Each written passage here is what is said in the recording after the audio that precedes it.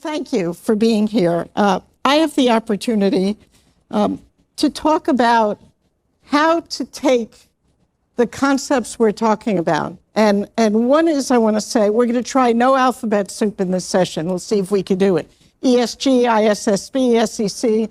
Let's see if we can talk English. We will do our best. We're all good at the jargon, and we can't move the country and the world with our own secret language. So we'll try and get above our secret language. I want to talk a tiny bit about the landscape of sustainable investing. Let's use those words. And if we slip into ESG, somebody could raise their hand. But the real question that I want to explore with Wendy, who is an extraordinary leader on sustainable investing, who sees it as part of the real investing world, not some cute little category over here, but sustainability has financial implications. We're going to talk about, is it really embedded in our financial systems? Have we gotten there? What do we need to do to get there? And that's a big part of what I want to talk about. Let me give 1 minute of landscape. And that is, if we just look at the last 5 years, and some of us could look at the last 10 or 15 or 20 and even go back further if you're me. But think about how the world has changed related to climate and water and social equity. 5 years ago, companies were acting, but more episodically, goals-driven in one category and not the other. Over the last 5 years, I would say, you could correct me, maybe it's 6, maybe it's 4, not an issue. We have seen a radical change. A radical change for the good in what we're talking about. Now, I'm not going to be Pollyannish and say, whoop, we're there. We are not there. But companies now, by the thousands, not dozens, are setting science-based targets as it relates to greenhouse gases. They're setting net zero goals. Now, it's our job to make sure we ground those goals in short, medium, and long-term metrics that are transparent and that there's accountability. But the large companies, the biggest players in capital markets, aren't questioning whether issues like equity and justice and climate and water are real business and financial issues. So we ought to at least take some solace in great progress. Think about it. 2 years ago, there was not one investor who committed to a net zero future. Not one. We could not find one. Now, with people like Wendy, who are leading that movement, there are 278 asset managers who have made commitments to net zero. Again, like with companies, we've got to ground those commitments. What do they look like? What's the methodology? But it's happening. Asset owners, the same thing. No net zero commitments, now real commitments. So the world's moving. Joel talked a little bit about some headwinds we're getting. Given that these issues are becoming entrenched in our markets and systems, now all of a sudden people want to question, are they real? Are they material? Is it real finance and money? Or is it just woke capitalism I'm reading about? And I think the key is for all of us, every single one in this room, to make the case this is about financial materiality. Climate risk in the tens of billions of dollars a year, even in the US alone. Water risk, where 4 years from now we will have 25% less water than we need as a world community. By any standard, that is a material financial risk, it's a human risk, it's a planetary limitation. So some of us, and I'd argue probably most in this room, understand that to be the case. How do we build it out? I'm going to stop now because we've got a real practitioner who every day is showing us that investing with the kind of metrics we're talking about is not only good for the planet, good for humanity, but absolutely good for the bottom line. Wendy, you have been a leader in this. What are you seeing in your firm's investments? We're talking $1.4 trillion worth of investments. Is it real or is it just some little cute department at Wellington? Thank you, and thanks for the introduction and setting the context. We think we're seeing a transformation of capital markets, a paradigm shift. And then in order to remain a leader in asset management, which we believe we are and would like to continue to be, we need to transform ourselves wholly, not as a business unit, but have all 2,800 people see how SI and the analysis of SI is part of their day jobs. So that means if you're a lawyer, you need to understand the new regulations. If you're writing RFPs, you need to understand the content to answer the questions. If you're representing portfolios and product management, you need to be able to build it into your representation, build it into your philosophy and process reviews with investors. If you're an investor, if you're a researcher, obviously you need to build it into your investment philosophy and build it into your research process. So wholesale transformation because of the capital markets transformation that we're seeing. And some people ask me why I'm convinced that we're seeing a transformation in capital markets. It's not really a guess. If you follow the regulation, which is not necessarily the sexiest topic, you see that the goal of regulators in Europe, but also elsewhere, is to transform capital markets. That's their express goal. And they're introducing new regulation with a theory of change, touching every single point of that value chain in capital markets every year. And that's going to continue for at least the next 5 years. And with Europe introducing that type of regulation, we're also seeing others in Asia, Hong Kong, Singapore, adopting their orientation. So for those of you who follow things like SFDR, so a European regulation, you said no alphabets. No alphabets. All right, so European regulation, they have this designation that says as a fund, you can be Article 6, which is ESG integration, but not sustainable. You can be Article 8, which is say you have a binding characteristic. You can be Article 9, which is you have a sustainability objective. Loosely, loosely. What we're seeing now is our clients in Asia are saying, we want Article 8 funds. They're not even in the same jurisdiction. They're not beholden to that regulation, and yet they want to follow that guidepost because of the leadership that we're seeing and the fact that they want to be part of sustainable investment because they believe that it's going to impact capital markets over the next 10 and 20 years. I know we want to spend a good deal of time on climate too, so maybe I'll turn it over to you, see if we can get there. Well, I'm going to push back on one thing you said, not push back, and I'm also going to follow up on your comments about regulatory, but I'll do one at a time. Bottom line, financial markets are about making money, yep. Short, medium, and long term. And sustainability has had some limitations because a lot of the upside has been medium and long term and not short term. That seems to be changing.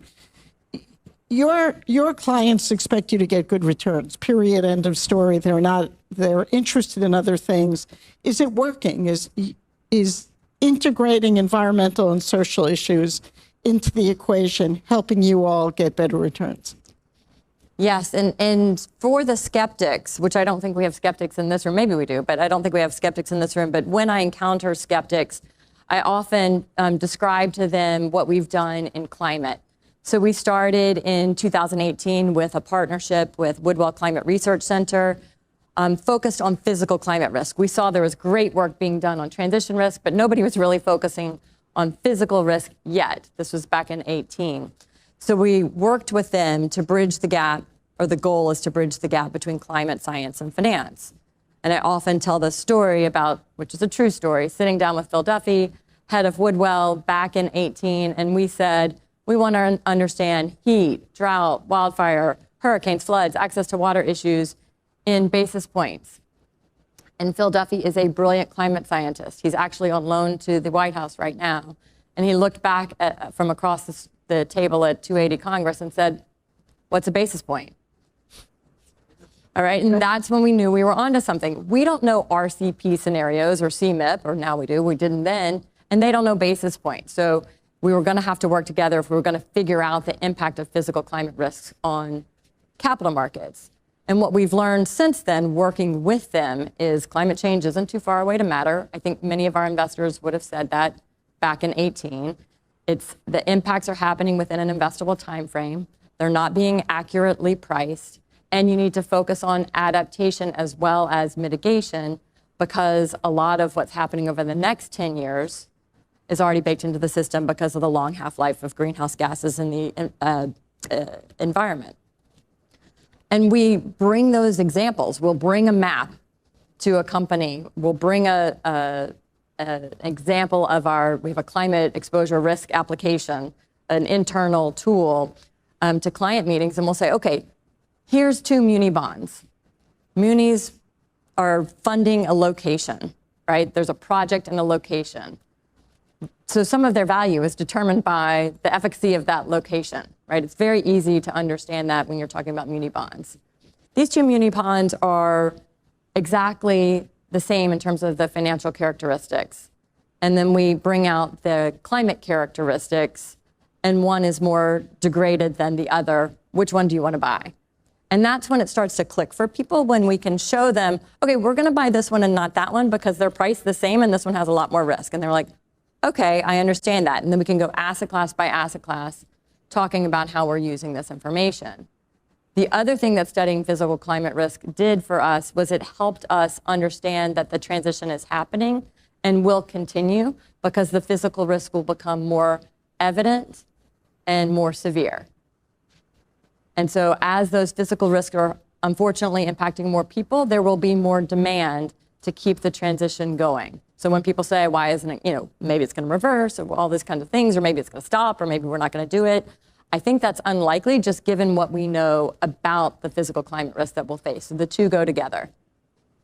And then if you understand that, you think, well, we need to then understand the transition better. Who's prepared, who's not prepared, who has a plan, where should we be asking for plans, where's the nuance? And then, it opens up a whole world of exploration in terms of fundamental analysis for the companies that we own. You talked a minute ago about regulation, and you're talking now about risk. Of course, a big part of finance is looking at risk, not to exclude opportunity, which is crucial.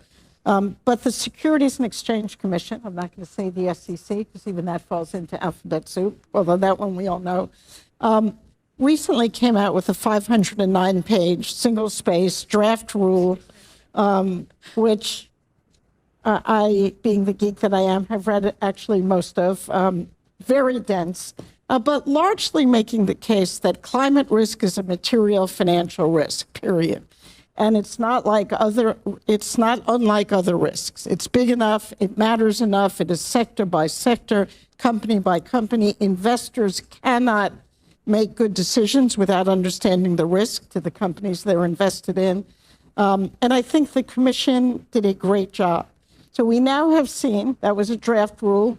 There was a comment period, I'm going to say 2 months, it may have been 2.5 months, that closed last Friday. There are about 9,000 comments on a simple concept like mandatory climate risk disclosure, with a lot of negative comments.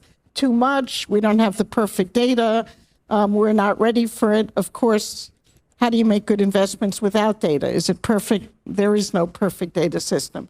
Where did you all come down on it, and why is it so important? Yeah, thanks for the question. I think it's really important. When Acting Chair Lee, Commissioner Lee, first sent out the request for information about how do investors use this information and how, what information would be useful to investment decisions, we responded to that, and we provided a letter in that initial go-round, and then we met with various commissioners and staff 10 times in the period in between that and the proposed rule. And then, of course, when the proposed rule came out, we wanted to respond, and we're active in doing so. So our letter's available. I'm happy to send it to anyone. It's also online. We're supportive of that disclosure rule, and we're supportive of Scope 1, Scope 2, Scope 3. Happy to talk about that. And we're supportive on special alphabet soup, Scope 1, Scope 2, but those are the best definitions. Greens and conference. There you go. We got the scopes. Perfect. I hope. And then also another element that we added in our first request for information and continued to support in this in the proposed rule is more information about location data. So let me start there, and that's to do the physical risk assessment. All right, we have interns at Wellington who are Googling sites of companies, because disclosing your sites is not mandatory. But if you Google, you can usually find in the public domain the addresses of most of the sites of companies. So why wouldn't that just be, companies know where their businesses are. This is not hard. Why wouldn't that be disclosed?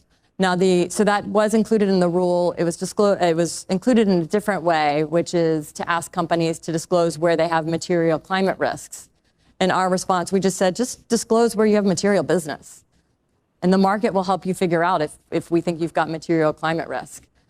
Because maybe you don't have the tools yet to figure out if you've got material climate risk. So that was one recommended adjustment we made to the rule, but we think that's really important and shouldn't be that controversial. And then on the scope 1, scope 2, and the most controversial part of that, I think, or where there's been the most discussion is scope 3. We landed on just provide the data. And provide the data, the SEC said when it's material.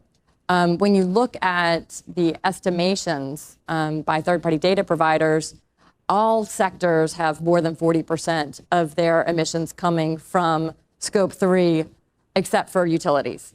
So that means it's material in our view for all sectors. So just provide the data with appropriate safe harbors and recognizing that the data will get better over time. Now, remind you that people have said it's too fast. This isn't required even of large accelerator filers until 2025. We're in June of 2022. We've got 2.5 years. I think it's enough time. I think it is really critical to understanding where the risks lie in supply chain and in your input cost, and where the opportunities lie for innovation and the use of your products. And those who are ahead will get credit, and those who haven't mapped it yet may find that they can find efficiencies in the input cost by doing it, and opportunities in the use of products analysis by doing that analysis. The other thing I would say for issuers is investors are going to use the data whether you provide it or not. It's currently being provided by third-party data sources. It's not as good as what you can do yourselves, even if you don't feel what you can do yourselves is perfect yet. If I were a company, I would want to provide it to the marketplace myself rather than have an estimation done by someone else. So we think it could be really powerful to do that, and we think it could benefit issuers and investors. Sounds very logical to me. And again, it's about disclosing material risk. It doesn't even mandate changing practices. It is about disclosing material risks that exist to allow for investors to make smart decisions. A good reminder, though, that what may be logical to us is not overall logical. So comment period has closed. I have no idea if it will open again. I don't think so, but everybody needs to be looking at some of those bare minimums where we get a level playing field from a regulatory change rather than one-off, one by one. I mean, there are not enough Wellingtons that are taking the leadership to make the change. But talking about leadership, the Net Zero Asset Manager program that we launched 2 years ago and that you have been an extraordinary leader of, can asset managers get to net zero for their whole portfolios? How are you looking at that? It's a big challenge. It's not easy. It is crucial. Yeah, I agree. It's a big challenge. It's not easy. It is crucial. We became founding signatories of the Net Zero Asset Managers Initiative back in December 2020. And we didn't do this willy-nilly, I don't know if, but we didn't do this without a lot of analysis. And one of the things that we did is we did internal focus groups to understand where the challenges were, asset class by asset class, investment philosophy by investment philosophy. So in emerging markets, there's different challenges. If you're a contrarian investor, there's different challenges, et cetera, and so forth. And then we also created a spreadsheet, which now is more robust than a spreadsheet, but we had to work quickly, of all of the different styles that we manage and what their paths would be. So we did a baseline in terms of weighted average carbon intensity. We did science-based targets coverage. We thought about, where they could get by 2030, how they might get there, and by 2050, where was it going to be easy? Where was it going to be hard? Where didn't we have the data? So it sized those objections or issues in a really analytical and granular way. And then you go after, okay, we don't have the data for derivatives. Well, so now we have someone on the working group to help establish data and methodology for net zero implementation on derivatives and hedge funds. So you can kind of size what you need to do and also where the problems are in making that commitment. But our preferred approach. You also, if you're interested in this, you can look at the commitment language. There's key words in there. One is work with asset owners on their decarbonization goals. So we can't change the mandate for a client, but we can work, it's their money, right? But we can work with the client to help them understand why we think it's in their best interest in terms of achieving outcomes, investment outcomes for them to adopt this orientation. So those are educational sessions that we have, and bottom up, one by one, that's how that commitment is unfolding. The second clue in the commitment language is prioritize real world emissions reduction.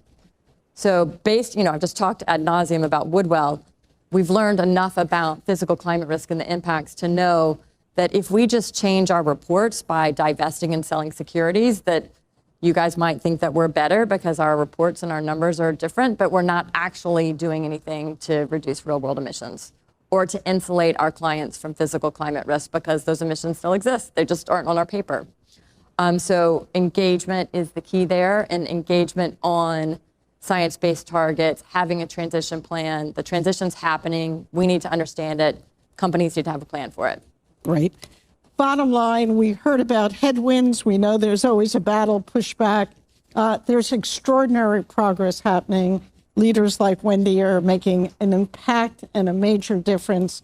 We're on our way, but hopefully next year we'll even have more progress when we talk about how integrated climate risk, water risks, social risks are into our capital markets. But much to be proud of because of everybody's great work. And onward, we keep fighting. Thank you so much, Wendy. Thank you, Thank you. Ceres and Mindy.